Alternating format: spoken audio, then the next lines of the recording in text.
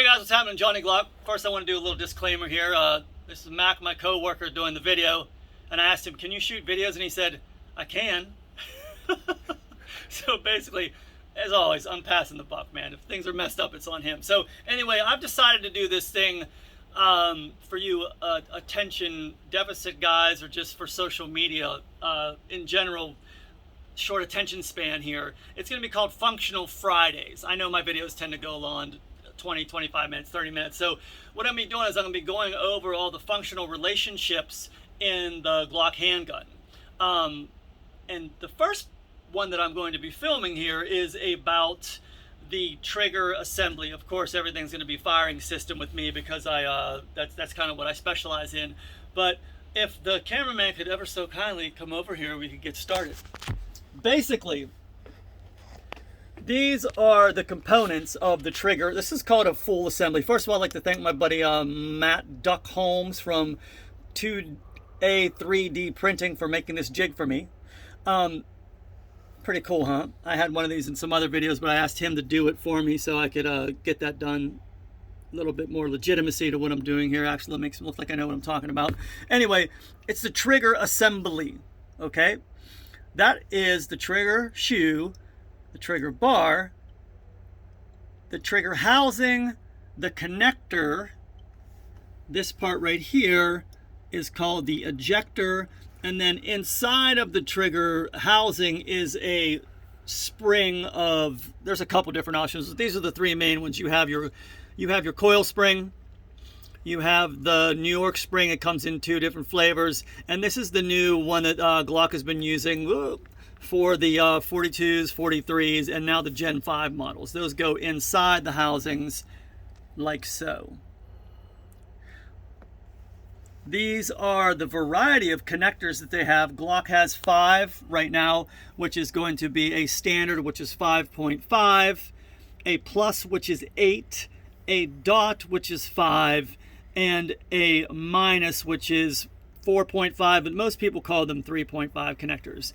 This is the newer 42, 43, 43X, and 48 connector. It's been updated. It's now called the minus connector. It used to have a plus on it. That's been changed. So basically what you're looking at is an entire, all these parts. Oh, well, let me go through this too. So this is a Gen 3 bar. This is a Gen 4 bar. This is a Gen 5 bar. This is a 43, 43X, 48 bar. There's also a 42 and a 44, and then the notorious G36 red-headed stepchild trigger bar that is a unicorn. So I just don't have a lot of these other bars that you don't see a lot. But this jig I got because I want to be able to show you actually how this actual trigger system functions. I know people see the cutaway guns, but this is going to give you a more in-depth view of how these parts and the interaction of them relate to one another. So we're going to be breaking this down part by part. This is an introductory video. You can back out now and get me back in this slot to just start explaining this, okay? Because even within the trigger bar, there's the radius, there's the cruciform kick up, there's the cruciform, there's the sear, there's the leg that holds on to the spring or the clasp, and there's the vertical extension. There's a lot of different parts to each one of these.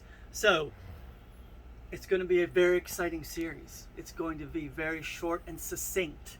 This is the introduction to it. So starting every Friday, and hopefully these guys are going to hold me accountable here to make sure that I do it. We will. We're going to be going through each one of these individual parts of the entire trigger assembly one by one and talking about how they relate to the other parts and how they can be, I don't know if I'll get into modifications or enhancements or anything like that, but the main thing is I want you to know how they function with one another, how the parts interact. That way, when you're making decisions on how you're going to modify and safety especially, you'll have an understanding. Therefore, you're not going to do something stupid, to yourself or to anyone else. And you'll also be able to create a pretty good trigger in the process. So this is the first step. Like I said, we're going to be going over the trigger assembly, And hopefully that's enough for you guys to chew on right now. Johnny Custom Glocks is the company. I am Johnny Glock, aka, yes, the Glock Whisperer is what they call me. My phone number is 941-376-4383. You can always call me, or you can drop me an email at johnny@johnnyglocks.com. It's Friday. I hope you guys have a great weekend. Just get in your mind, Functional Friday. All right, guys, Functional Friday. Take it easy.